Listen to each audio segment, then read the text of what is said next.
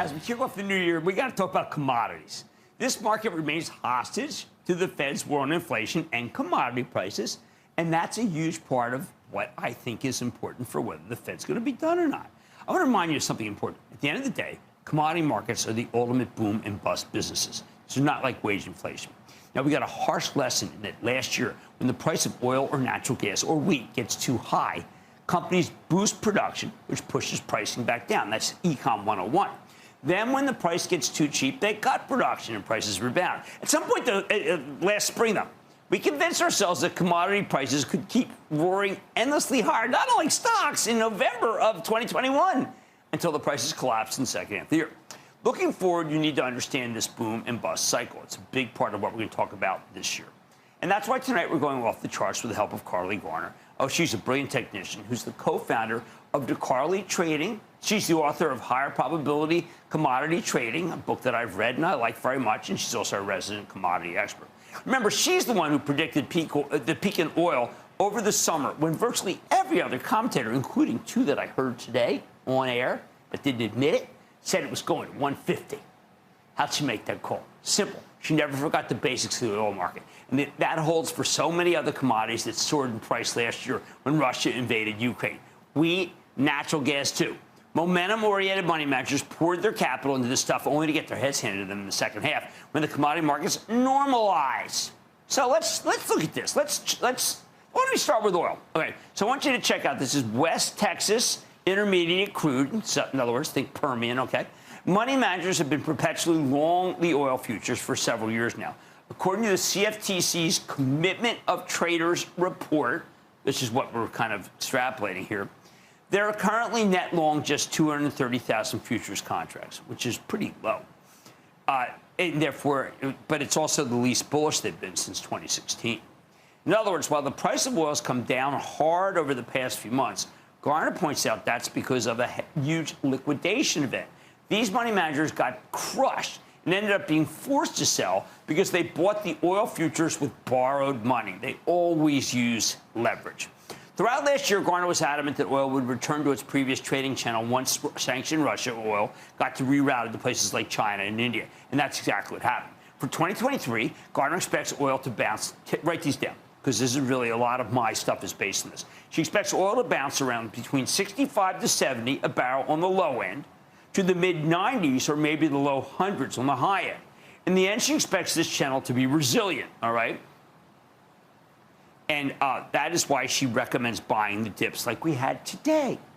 Again, if not for the COVID crash in 2020 and Russia's invasion of Ukraine, Garner thinks oil would have slowly worked its way higher in this long-term trend. In other words, we'd be about where we are today. With crude at 77, we're near the low end of the trading range, which makes her feel more sanguine. Remember what I said at the top of the show? I like the stocks as they go lower. Maybe it's already bottomed at these levels, and Garner says that any retest of the lows would be a buying opportunity, which is why I started and was saying today that I really felt that you could buy Chevron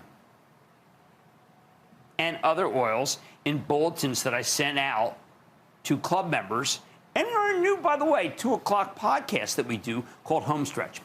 Next up now, I want you to take a gander at the weekly chart of wheat, which we don't talk about enough because it has to do with food stuff. Just like oil, the price of wheat skyrocketed when Russia invaded Ukraine. We always call that the breadbasket of Europe. It's 13% of the world's calories. That wasn't just because a ton of farmland became unusable. It's also driven by speculators who were eager to bet on wheat via the ETFs. There was so much ETF buying that the futures market couldn't handle the volume. The Chicago Mercantile Exchange circuit breakers fired for weeks. That's right. I mean, they actually couldn't handle the ETF, which so much money pours into, versus the actual future. But eventually, the wheat market went back to normal. According to Garner, wheat was in a long-term uptrend, bouncing between $8 and $10. You can see this here, okay? Look at this. And without it, the war, it likely would have stayed in that channel. As prices came back down, remember, every commodity is hostage to the boom and bust cycle. The speculators who went long wheat in the spring, well, guess what? They got wiped out, which pushed the price below $8. Garner thinks that's unsustainable, too. If we can break out above $8, she could see it headed to the high end of the range at $10 this year, okay? We go back up. She just like oil, She's betting 2023 will be a buy the dips year. Now, we don't trade much off of wheat, and I look at it for some of the foodstuffs. But for those who do trade commodities, this has great viability. The thing I would say is that the Fed chief does care about foodstuff and food inflation. So it's why I bother to put this in, okay? Now, how about natural gas futures? Because a big part of our country is heated by natural gas. Take a look at weekly chart of its futures. There's a common assumption that nat gas prices will go up during the winter as people spend more money heating their homes. But that's only if we have a cold winter, for heaven's sake. That's why Garner says the path of least resistance for natural gas is generally lower through December. Sure enough, in December 2021, nat gas got clobbered, okay?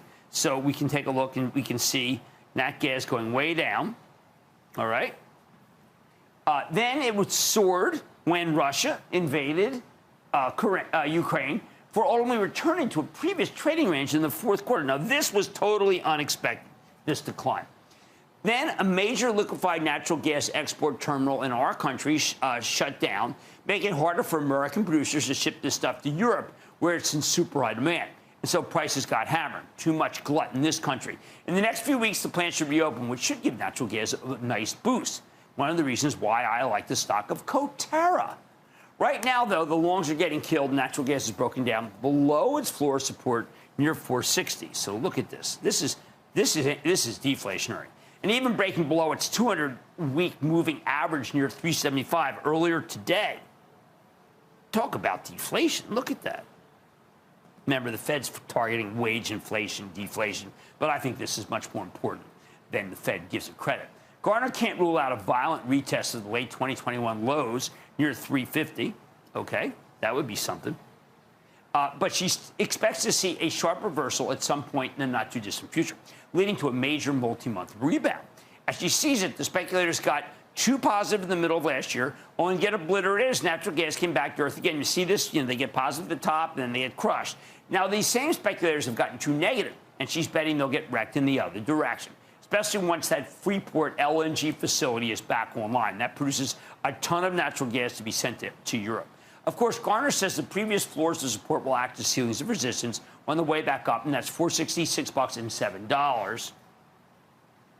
But ultimately, she sees natural gas making its way back to the $6 to $7 range, much, much higher than where it is now. However, right now, natural gas is in glut because there isn't enough pipeline capacity to take it to where it should go if the export market's tied up as it is. In short, last spring, oil, natural gas, and wheat prices all skyrocketed in the Russian invasion of Ukraine. They went to insane levels, propped up by overeager traders who completely misread the situation. Then towards the end of the year, those markets normalized and prices plummeted, with much of the move also fueled by money managers chasing momentum. Going forward, Garner expects them to mount a comeback. So here's the bottom line. The charts, as interpreted by Carley Garner, tell us that the boom and bust cycle in commodities never stops. And right now, that's good news for oil, which we are buying for the charitable trust, natural gas, and wheat prices. Let's take some phone calls. Let's go to Paul in Texas. Paul. Happy New Year's booyah to you, Jim. Oh, Jimmy Chill says booyah right back at you. How can I help? Thank you. I want to talk to you about NRG Energy, ticker NRG. It's trading at 8 times forward earnings, great free cash flow, but they purchased Vivint Smart Home early December for $5.2 billion. That was half debt. Since then, I've seen some insider buys, but no bids on the market, just a lot of accumulation. Are you concerned with the additional debt added to the balance sheet, and are you a buyer here for 2020? I actually kind of like this stock. I tell you, Paul, I think I kind of like this stock. I am, by the way, prone to the utilities here because I think there's a slowdown. I think you might have a winner here with NRG. I've ridden this thing all the way up, all the way down, and all the way back, and I like this level. I like the yield. I think that it looks okay to me. I want to do more work, but right now, the last time I looked at NRG, which was like last week, it was pretty darn good. Right, the charts, as interpreted by Carley Garner, tell us that the boom and bust cycle in commodities never stops. And remember, when it gets this high, more comes out. When it gets this low, the speculators are blown out. There's much more ahead, okay?